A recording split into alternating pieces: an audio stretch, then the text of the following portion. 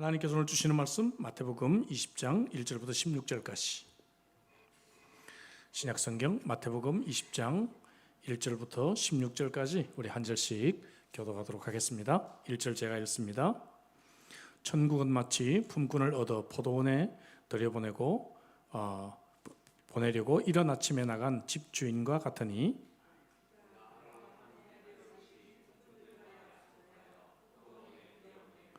또 제3시에 나가보니 장터에 놀고 서 있는 사람들이 또 있는지라.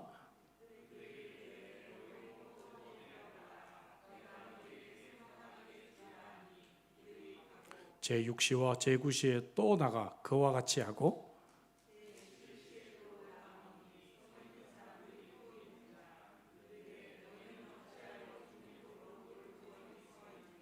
이르되 우리를 품꾼으로 쓰는 이가 없음이니이다. 이르되 너희도 포도원에 들어가라 하니라.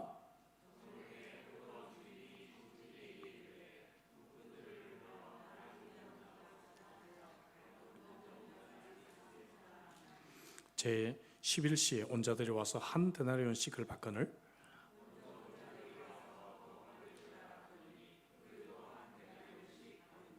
받은 후 집주인을 원망하여 이르되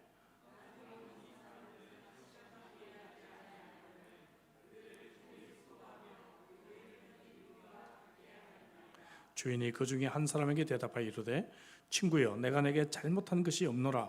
내가 나와 한 데나리온의 약속을 하지 아니하였느냐?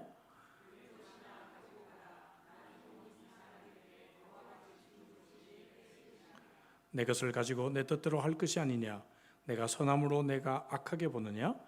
이와 같이 나중된 자로서 먼저 되고 먼저 된 자로서 나중되리라. 아멘. 네. 어째 오늘 코로나 시대로 돌아간 것 같습니다. 출석이 코로나 이후로 수요일을 좀 제일 적게 모이지 않았나 생각합니다. 그래도 여러분, 날씨가 추워지지만 이렇게 수요일 은혜를 사모하는 마음으로 오신 여러분 주의 이름으로 축복합니다. 옆에 있는 분들, 또 온라인으로 함께 예배드리는 분들 함께 인사하겠습니다. 사랑으로 축복합니다.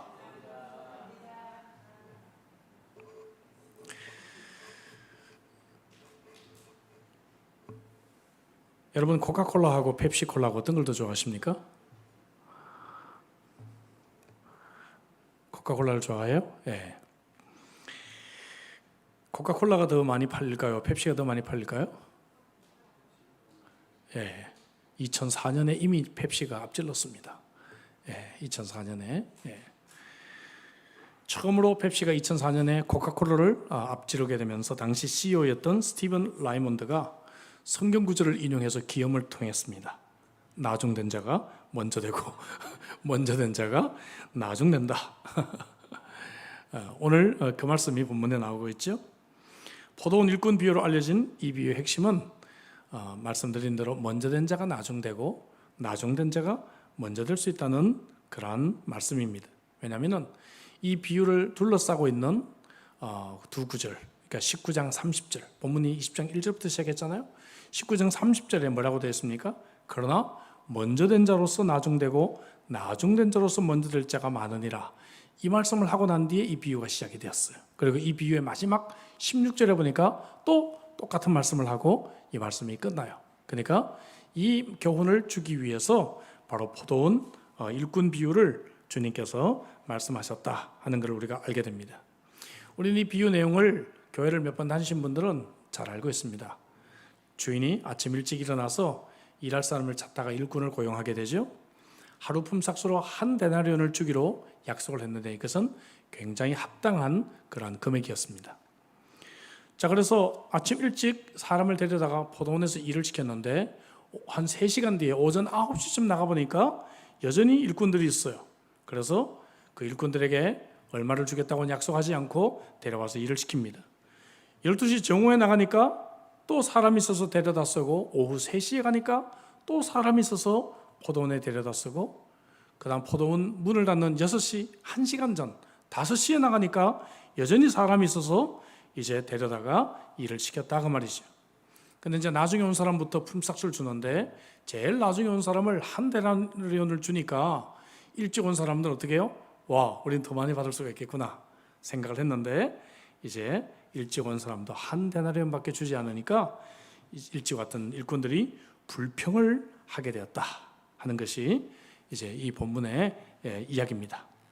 자, 물론 이제 이 비유라는 것이 다 완벽하진 않아요. 그래서 예수님 비유로 말씀하셨지만 우리가 이해하는데 조금은 어려움이 있습니다. 1시간 일한 사람에게 하루 일한 품삯을 주는 사업가가 있다면 사업 망하고 말죠. 그렇지 않겠습니까? 예, 사업 망합니다. 또 여러분, 일꾼들이 품삯이 공정하지 않은 것처럼 느껴지면 이 공동체, 이 회사의 직원들 간의 사기가 저하될 수밖에 없다고 말이죠. 그러니까 이런 부분에서 우리가 조금 이 비유를 이해하는 데는 약간의 어려움이 있습니다. 그러나 여러분, 이 비유를 가지고 주님이 우리에게 주시고자 하는 핵심은 분명합니다. 이 비유를 처음 받았던 이 당시 사람들은 이 비유가 일찍 포도원 농장에 와서 일했던 사람들은 유대인을 의미하고 나중에 늦게 포도원에서 일했던 사람은 이방인들을 의미한다는 것을 주님은 그들에게 가르치기를 원하셨다는 것입니다. 유대인들은 자신들이 구원받은 것이 하나님의 은혜라는 것을 알지 못하고 우리가 일찍부터 이 포도원에 와서 열심히 일한 그 결과 때문에 우리가 구원을 받았다고 생각합니다. 그런데 저 이방인들은 아무 공로 없이 늦게 포도원에 와가지고 자기들하고 똑같이 구원을 받는다고 하니까 이것을 받아들이기가 어려웠다 하는 것이죠. 유대인들의 눈에 비친 이방인들은 마치 여러분 아버지의 재산을 탕진하고 돌아온 그 탕자와 같이 보였고 손가락질을 받았던 그 당시 부도덕했던 세리와 또한 창녀와 같았기 때문입니다. 심리학 이론 중에 교류 분석이라고 하는 말이 있어요. 인간의 모습을 4가지로 분석을 합니다. 첫째는 나에 대해서는 긍정적이고 다른 사람에 대해서는 부정적인 사람이 있어요. 교만한 사람이죠. 나는 항상 옳다고 생각하고 다른 사람은 항상 문제점을 봅니다. 예. 좋게 말하면 이 사람은 자신에 대해서 자신감이 있지만 좀 그러나 교만한 그런 문제를 가지고 다른 사람을 멸시하고 다른 사람을 항상 비판합니다. 그래서 불행합니다. 둘째로 또 반대 사람이 있어요. 나는 늘 부정적으로 보고 다른 사람은 항상 긍정적으로 봅니다. 이 사람도 행복하지 못해요. 남이 늘 부럽습니다. 남의 떡이 더 커 보이고 남의 자식이 더 잘된 것 같아요. 예? 남의 남편은 항상 위대한 영웅이고 내 남편은 어쩌다가 내가 이런 사람한테 걸려들었나 늘 그렇게 생각합니다. 그러니까 항상 불평이 있기에 이 사람도 행복한 사람이 아니에요. 셋째는 자기도 부정적으로 보고 다른 사람도 부정적으로 보는 사람이 있어요. 염세주의자들이죠. 그래서 이 사람은 늘 원망과 불평이 있습니다. 세상 다 망했습니다. 세상은 다 썩었고 믿을 사람 아무도 없다. 그렇게 생각하는 것이죠.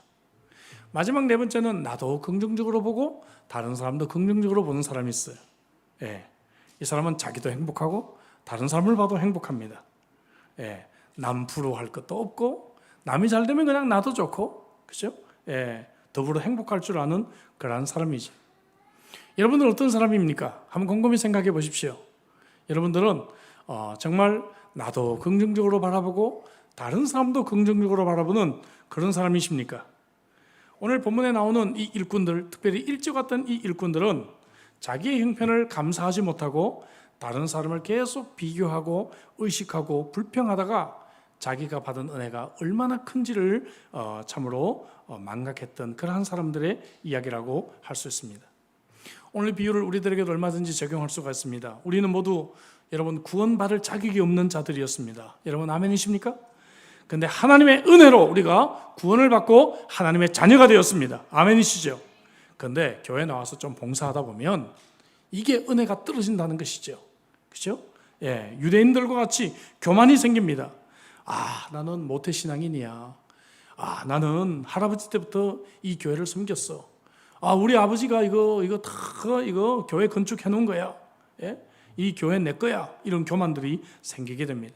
그래서 나중에 예수님을 믿고 교회에 들어온 사람에 대해서 일종의 차별화를 생각합니다. 저 사람은 아무 공로가 없는 사람이야 라고 생각합니다. 기득권을 주장합니다. 저런 사람들보다는 내가 좀 더 좋은 대접을 받아야 된다고 생각합니다. 이번 주를 우리가 새생명 축제를 앞두고 또 많은 새가족들, 태신자들이 교회를 방문하게 될 것입니다. 오늘 저와 여러분들이 새생명 축제 며칠 전에 오늘 이 말씀을 통해서 우리의 모습을 한번 점검해보는 그런 기회가 되었으면 좋겠습니다. 이 비유를 통해서 저는 오늘 저녁에 3가지 함께 교훈을 나누고자 합니다. 첫 번째, 바로 그것은 하나님의 마음을 우리가 이해해야 된다는 것입니다.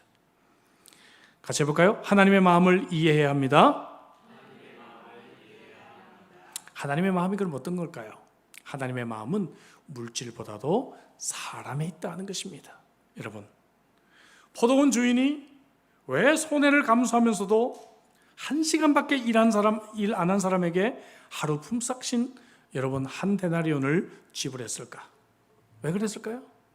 그것은 여러분 이 사람에게 1데나리온이 있어야 생계가 유지된다는 것을 생각했기 때문에 그렇다는 것이죠. 이 사람이 일한 거는 여러분 8분의 1 데나리온밖에 일하지 않았어요. 하루 8시간 일한다고 하면 물질적으로는 손해입니다.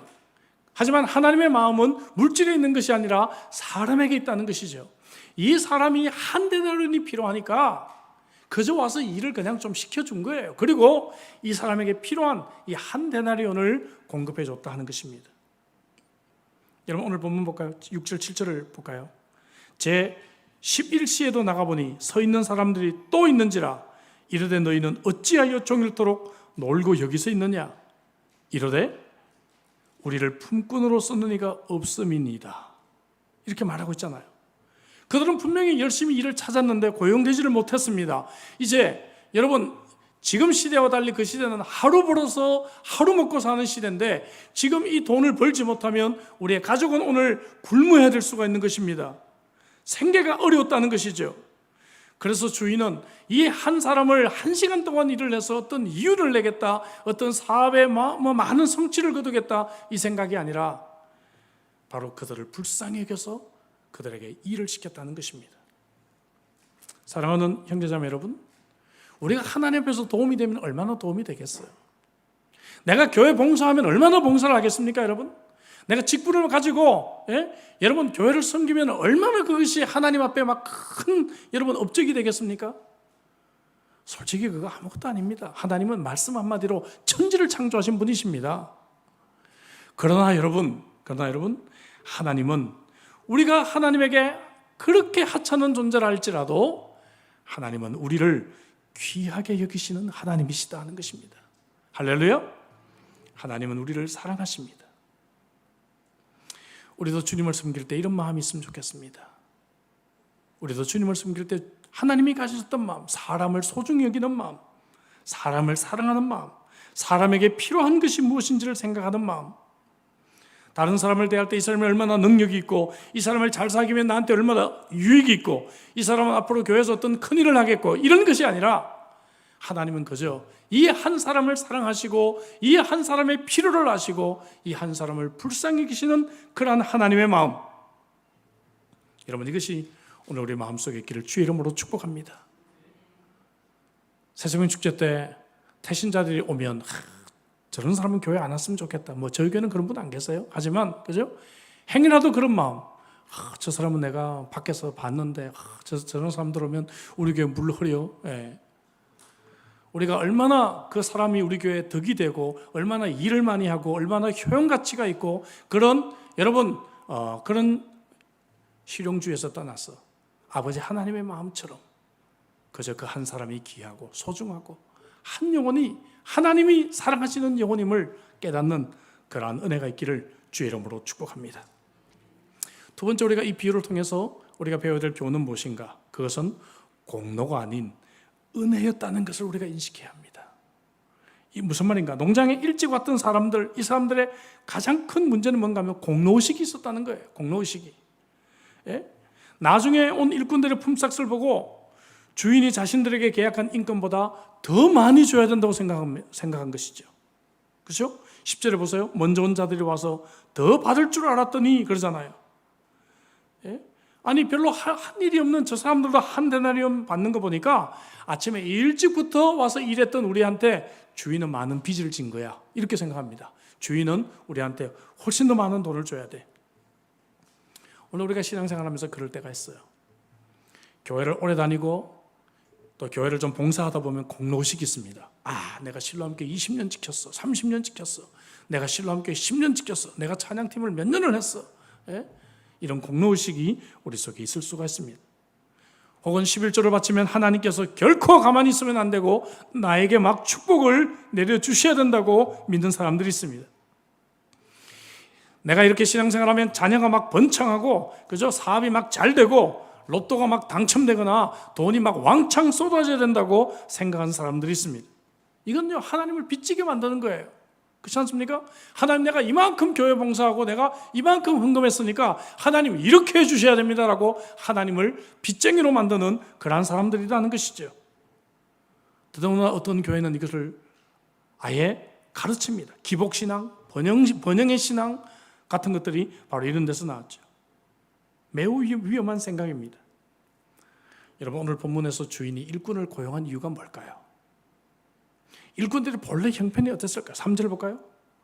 또 제3시에 나가보니 장터에 놀고 서 있는 사람들이 또 있는지라. 자, 또라고는 말을 믿지 말고 또 있는지라. 이 말은 뭐예요? 아침에 일찍 갔을 때도 놀고 있는 사람이 있어서 데려왔다는 거예요. 이게 지금 포도원 일꾼이 지금 진짜 일꾼이 많이 필요해서가 아니라 아침에 가보니까 놀고 있는 사람이 있어서 저 또 놀면 어떡하냐, 내가 데려다 일을 시키고 한 데나리온 주자서 데리고 왔단 말이에요. 또란 말이 그래서 있는 겁니다. 오전 9시에 가니까 또 놀고 있는 사람이 있어서 그렇게 하고, 7절에 보니까 이르되 우리를 품꾼으로 쓰는 이가 없음이니이다. 이르되 너희도 포도원에 들어가라, 이렇게 말하잖아요. 그렇죠? 그러니까 이 일꾼들은 오직 주인의 은혜 때문에 포도원 농장에 온 것입니다. 이걸 잊어버린 거예요. 다른 사람 보니까, 늦게 온 사람 보니까 주인의 은혜를 잊어버리고 주인을 빚쟁이로 지금 만들고 있는 사람입니다. 여러분, 주님은 저와 여러분들이 아무 자격 없는데 은혜로 우리를 구원해 주신 줄로 믿습니다. 우리를 포도원 농장에 일하게 해주신 줄로 믿습니다. 우리가 무엇인데 하나님의 이 교회에 쓸고 닦고 할 수 있는, 청소할 수 있는 기회도 주시고요, 물건도 나눌 수 있는 기회도 주시고, 교회 작은 일을 섬길 수 있는 기회를 주셨단 말입니까, 여러분? 가끔 저는 주님의 교회를 봉사하는 생각해보면요, 가슴이 뛸 때가 있습니다. 저는 목회를 30년 했어요. 30년 했지만 어떨 때는 너무너무 피곤하고 힘들지만 그래도 내가 저 경상도 시골에서 태어나가지고 얼굴은 까맣고 내가 서울 전학 갔더니 그냥 깜둥이라고 놀림만 받던 난데 어떻게 내가 출세해서 이렇게 하나님의 교회를 목회하고 있을까? 별로 아멘을 안 하시네요. 저는 그런 감동이 있다고요. 어떨 때는. 하나님은요, 아무 자격 없는 이런 우리를 하나님께서 우리를 불쌍해서 은혜로 포도원 농장에 불러주신 겁니다. 여러분, 이거 잊으면 우리 신앙생활이 병들기 시작합니다. 자꾸만 다른 사람하고 비교하게 되죠. 그렇죠? 저 사람은 나보다도 봉사도 안 하고, 저 사람은 저 뺀질이죠. 우리 다락방 청순대 도망가고, 저 사람 우리 다락방 뭐 해야 되는데 맨날 바쁘다고 핑계대고 가고, 불만이 있고 불평이 있고 원망이 생기게 된다, 그 말입니다. 하나님은 여러분 우리에게 갚으실 거 아무것도 없어요. 오직 은혜로 우리가 이 자리에 온 것입니다. 하나님이 우리에게 갚으셔야 될 것이 있다면 죄에 대한 영원한 형벌밖에 없는 줄로 믿습니다. 그러나 하나님은 은혜로 우리를 구원해 주시고 우리를 사랑하시는 하나님이신 줄로 믿습니다. 그런데 우리는 아침 일찍부터 일했다는 생각만 해요. 여러 해 동안 아버지를 섬겼으니까 저 아버지 재산 탕진한 사람하고는 비교할 수 없는 상을 받아야 된다고 생각하는 것과 마찬가지죠. 여러분, 탕자 비교수도 맏아들이 그렇게 오랜 기간 동안 아버지를 섬겨서 집안일을 열심히 할 수 있었던 거, 이거 얼마나 감사한 일입니까, 여러분? 그런 측면에서 생각해 보셨나요? 아무나 그렇게 여러분 일할 수 있다고 생각해요? 주인의 아들이 아니라 종으로 태어났으면 어쩔 뻔했습니까? 또 혹은 심각한 장애를 갖고 태어나서 일을 못했으면 어쩔 뻔했습니까? 생각해 보면 감사할 것이 너무 많죠. 아버지 집에서 이렇게 오랫동안 일할 수 있도록 하나님이 기회를 주신 것, 이것만 해도 감사한 일 아닙니까, 여러분? 아멘이십니까?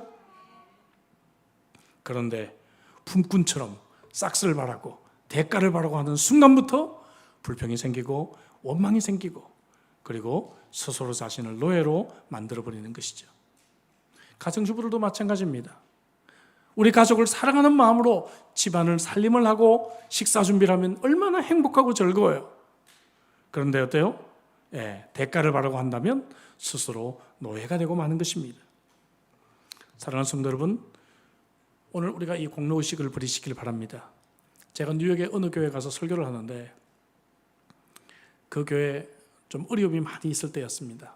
결국 그 목사님 몇 년 있다가 바로 몇 년 불과 얼마 있다가 사임하시고 한국으로 들어가셨는데,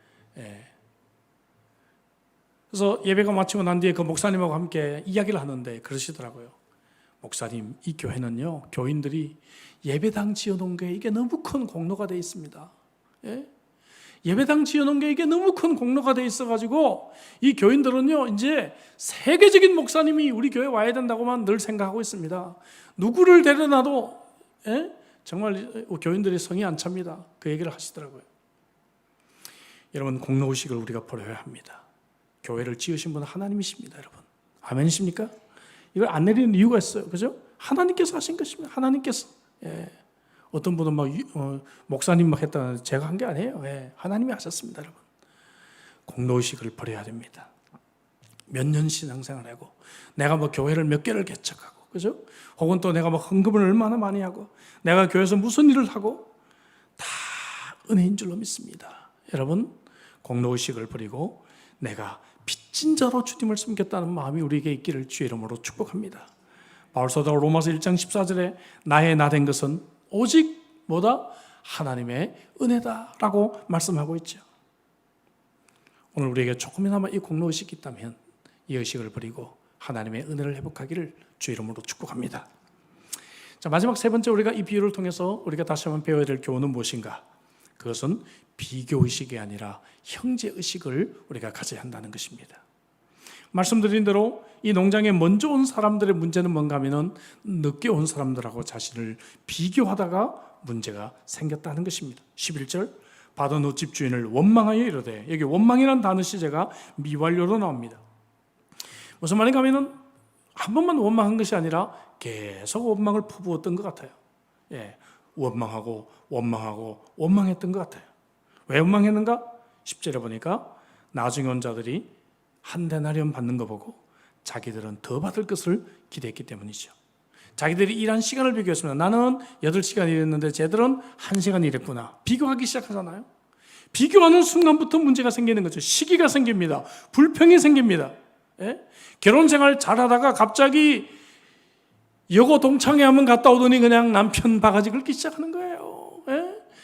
그렇게 우리 가정 최고고 우리 남편 최고인 줄 알았는데 여고 동창회 가보니까 남편들 그냥 자랑하기 시작하는데 그거 다 과장인데 그것도 모르고 아니 이게 뭐야, 나는 쟤보다도 고등학교 때 더 공부도 잘했고 쟤보다도 내가 더 이뻤는데 내가 어쩌다 이런 남편 만나가지고 나는 이렇게 사나 싶어가지고 그때부터 남편 쪼기 시작합니다.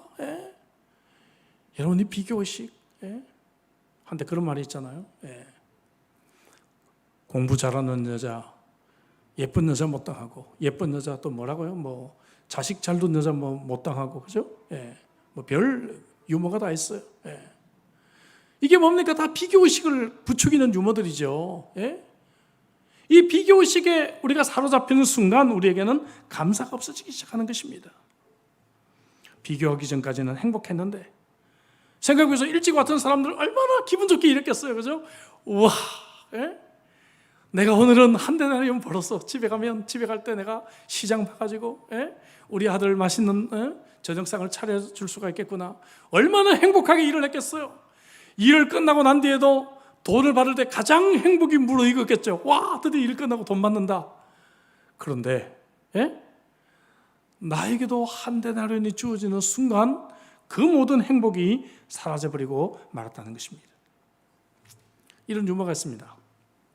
유머를 하면 불란서 사람들은 생각이 많기 때문에 이미 유머가 나오기 전에 웃기 시작한대요, 벌써. 영국 사람은 말을 다 듣고 난 뒤에 이해하고 웃는다 그럽니다. 독일 사람들은 그때도 안 웃고 다음날 웃는다 그래요. 다음날. 근데 한국 사람은 다른 사람 웃는 걸 보고 따라 웃는다고 얘기를 합니다. 예. 뜻을 알고 좀 웃겨서 웃는 것이 아니라 남들이 웃으면 따라 웃는다. 좁은 땅에서 많은 사람이 살았던 우리 한국 사람들이 특별히 이 비교의식이 많은 것 같습니다. 심리학자 폴 호크는 자신의 그 유명한 저서가 있죠. Overcoming the Rating Game이라는 책입니다. 한국말로 왜 남을 자신과 비교하는가 이렇게 번역이 된 것으로 알고 있습니다. 핵심이 뭔가 하면 이 책에 주장하는 바가 현대인이 우울증이나 열등감에 시달리는 가장 큰 이유는 끊임없이 다른 사람과 비교하기 때문이다. 이게 결론입니다. 비교하기 때문이다. 한번 이런 생각해 보세요. 먼저 여러분 왔던 일꾼들이 늦게 온 자들이 같은 업종에서 일하는 동업자다. 이 생각 한번 해봤으면 좋았을 것 같아요. 아니 우리는 함께 살아가는 형제다. 이런 생각했으면 주인이 고맙겠죠. 와, 1시간 일해도 한 대나리는 주는구나. 와, 주인 고맙다. 박수 쳤을 것 같아요. 그렇지 않습니까? 내일은 내가 1시간밖에 일 못할 수 있어요. 예? 오늘 1시간밖에 일 못한 사람이 내일은 아침 7시부터 일하고 내가 여러분 오후에 올 수도 있는 겁니다. 여러분 그렇지 않아요? 이 생계가 보장이 안 돼 있는 거예요. 이 당시는. 그러면 내가 같은 업종에 있는 동업자고 내 사랑하는 형제라는 생각을 했으면 오히려 주인이 고맙겠죠. 와, 우리 같은 노동자들을 이렇게 사랑해 주는구나. 우리같이 돈 없는 사람들을 주인이 이렇게 돌봐주는구나. 이런 마음을 가질 수 있지 않을까요, 여러분? 그렇지 않습니까? 한번 패러다임을 바꿔보세요, 생각을. 그러면 여러분 얼마나 이 주인이 고마울까요? 불평이 아니라 와, 이렇게 1시간밖에 안 온 1시간밖에 일한 내 사랑하는 형제, 이 사랑하는 형제에게도 한 데나리온 주다니 너무 감사하다 주인이. 예? 이런 마음을 가졌어야죠. 여러분들에게 이런 마음이 있기를 주의 이름으로 축복합니다. 여러분 우리는 이 마음을 가져야 되는 거예요. 예? 주인에게 감사하는 마음이 있어야죠. 예. 같은 업종에 있으면 내가 내일 1시간밖에 일을 못할 수도 있잖아요. 그죠? 이런 주인에게 감사하고 서로 손을 잡을 때 주인은 어떻게 해서 와 기분 좋죠. 그죠? 뿌듯하고 그래 내가 하는 일이 옳구나. 예? 그리고 일찍 와서 아무 불평 없이 한 데나리온도 감사함으로 받아간 사람, 이 사람을 내일 만나면 저 같으면 그 사람부터 또 데리고 갈 것 같아요. 일꾼을 픽업할 때 이런 사람부터 데려갈 것 같습니다. 결론은 무엇입니까? 형제의식, 동역자의식이라는 마음이 사라져 있다는 것이죠. 오늘 본문에서 예수님께서 유대인과 이방인에 대해서 말씀하고 계셨는데, 만약에 유대인들이 이방인을 향해서 우리는 같은 한 형제이고 우리는 함께 하나님의 자녀라고 하는 이러한 의식을 가졌다고 한다면 율법도 알지 못하고 예수님 믿고 그저 은혜 받아서 하나님 나라 교회에 들어오는 자들을 향해서 손을 내밀어서 그들을 도와주고 그들을 형제로 맞아주고 그들을 포옹해주고 그들을 환영해 주었겠죠. 그러나 유대인들은 끝까지 이방인들을 멸시하고 비교하고 어떻게 내가 저런 사람하고 똑같이 내가 한 대나리온 받을 수 있단 말이야? 그렇게 생각하게 되었다는 것입니다. 사랑하는 우리 형제자매 여러분, 새서민 축제를 통해서 또 우리 교회가 이제 새롭게 새 시대를 시작하면서 많은 새 가족들이 오리라고 저는 믿어요. 그럴 때 우리가 어떤 마음을 가져야 되는가? 사랑하는 성도 여러분, 형제의식을 가지시기를 주의 이름으로 축복합니다. 다른 사람이 아닙니다. 경쟁자가 아닙니다. 비교 대상이 아닙니다. 그들은 내 형제고 나와 같이 이 인생길을 걸어가는 동역자들입니다. 그런 사람이 아무 공로 없이 늦게 은혜 받고 하나님께 돌아오거든 하나님께 감사해야죠. 하나님, 우리 사랑하는 형제를 이렇게 보내주셨군요. 예? 하나님께 감사하는 복된 여러분들 되시기를 바랍니다. 이제 이 비유의 주제이자 결론으로 다시 돌아옵니다. 마지막 절이죠. 먼저 된 자로서 나중되고 나중된 자로서 먼저 될 자가 많으니라. 많다 한 것이죠. 많다. 다 그렇다는 건 아니에요. 그러나 많다는 것입니다. 일찍 하나님 믿고 모태신앙 중에서 교회를 안 다니는 분들도 있고 교회를 그저 형식적으로만 다니는 사람들이 있습니다만은 근래 교회 오신 분들 중에 새 가족들이 새 가족을 전도하기도 하고 뜨겁게 신앙생활하는 사람들을 많이 보게 됩니다. 일찍 신앙생활했기에 하나님의 은혜보다 자신의 공로만 생각하다가 상을 잃게 될지 모릅니다. 그러나 늦게 신앙생활했지만 오로지 하나님의 은혜라는 것을 깨닫고 빚진 자로 살아가기에 오히려 큰 상을 받을 자들이 많이 있게 될 것이다 하는 것입니다. 근데 제일 좋은 건 뭘까요? 제일 좋은 건 일찍 하나님의 은혜를 깨닫고 또 온 힘을 다해 마지막까지 일하고 난 뒤에 주님, 나는 무익한 종입니다. 이렇게 주님을 위해 섬길 수 있는 기회를 주셔서 감사합니다. 한 데나리온도 제게 족합니다. 라고 고백하는 종이라면 최고겠죠, 최고. 그렇지 않습니까? 누가복음 17장 10절에 이와 같이 너희도 명령받은 것을 다 행한 후에 이르기를 우리는 무익한 종이라. 우리의 해야 할 일을 한 것뿐이니라 할지니라. 하나님이 이런 분 사랑하실 것 같아요. 이런 최고의 종이 되시기를 주의 이름으로 축복합니다. 인생은 너무나 짧습니다, 여러분. 포도원 농장 문은 곧 닫히게 될 것입니다. 9시까지, 정오까지, 오후까지 기다리지 마십시오. 1시간 일하는 거 기다리지 마세요. 지금 포도원 농장에 오시기 바랍니다. 다시 말씀드리지만 하나님이 불러서 포도원 농장에서 일하는 것은 특권이요 기쁨이고 행복인 줄로 믿습니다. 시간이 더 가기 전에 주님을 위해서 봉사하십시다. 나중에 기회 오지 않습니다. 지금 일해야 하나님 기뻐하십니다. 하나님은 장터로 나가서 놀고 있는 다른 사람들을 금방 데려와서 내 자리를 채우실 것입니다. 지금 일하고 지금 전도하고 지금 섬겨야 합니다. 조금 일하고 지쳤다고 여러분 놀지 마시기 바랍니다. 임금이 얼마인지, 얼마나 사람들이 나를 인정해 주는지, 나보다 적게 일하는 사람은 왜 더 칭찬을 받는지 비교하지 마시고 여러분, 주님이 내게 일할 수 있는 특권과 은혜 주심을 감사하며 사역하시기를 바랍니다. 하나님은 이런 자들을 먼저 되게 하시는 하나님이십니다. 여러분, 불과 한 시간밖에 안 남은 자들이 있을 수도 있습니다. 그러나 주저하지 말고 그분들도 오시기 바랍니다. 내가 인생 내 마음대로 다 살다가 1시간밖에 안 남았어요. 그래도 주님은 여러분들이 지금이라도 오기를 기뻐하고 계십니다. 꾸짖지 아니하십니다. 농장문이 닫힐 때까지 다른 사람보다 2배 더 열심히 일하시면 됩니다. 헨리 나우인이 이런 말을 했습니다. 올라가는 길에서는 예수님이 보이지 않지만 내려가는 길에서는 예수님을 확실히 만날 수가 있다. 그래서 그는 upward mobility 혹은 downward mobility 이런 단어를 썼습니다. 올라가는 길에서는 예수님을 볼 수 없지만 내려가는 길은 항상 예수님을 확실히 만나게 된다고 했습니다. 여러분, 내려가십시다. 내려가는 이 길, 아침부터 더위를 무릅쓰고 추위를 무릅쓰고 여러분 열심히 일하는 이 길, 공로의식을 버리고 은혜의식을 가지고 열심히 살아가는 이 길, 공로의식을 버리고 감사의식으로 형제의식을 가지고 열심히 일하는 이 길, 이 길이 바로 내려가는 길이고 이 길에서 우리는 주님을 확실하게 만나게 될 것입니다. 오늘 이 자리에 함께 예배드리는 사랑하는 성도 여러분들이 하나님의 은혜로 막잡한 인생임을 깨닫기를 원합니다. 그리고 우리는 이 공로의식을 버리고 늘 은혜를 가지고 주님께 주신 일들 잘 감당하며 우리보다 늦게 오는 자들, 그런 자들에게 팔을 벌려 사랑하는 형제로 환영할 수 있는 주의 복된 성도들 되시기를 주의 이름으로 축복합니다. 기도하십시다. 주신 말씀 가지고 우리 기도하도록 하시죠. 오늘 주신 말씀 가지고 우리 한번 기도할까요? 하나님의 마음을 이해했으면 좋겠습니다. 하나님은 우리를 얼마나 일을 시키고 이런 거 관심 없습니다. 그죠? 예. 교회 가니까 헌금 얘기한다. 하나님이 헌금 얼마나 그렇게 우리한테서 원하시겠어요? 이 천지가 다 하나님의 것인데 교회 가면 또 청소해도 일해야 된다. 여러분, 우리가 없으면 하나님이 그 일을 안 하시겠습니까? 예.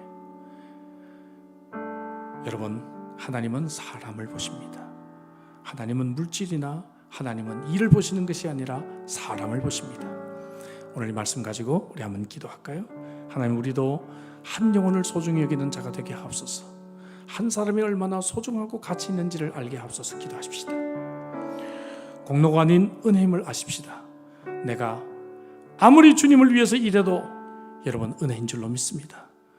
뿐만 아니라 나아가서 우리는 다른 사람들을, 다른 형제를 비교할 것이 아니라 함께 우리가 형제의식을 가지고 주인을 찬양하고 감사를 가지고 우리가 이 포도원 농장의 일들을 잘 감당할 수 있기를 위해서 주신 말씀 가지고 우리 한번 간절하게 기도하시겠습니다.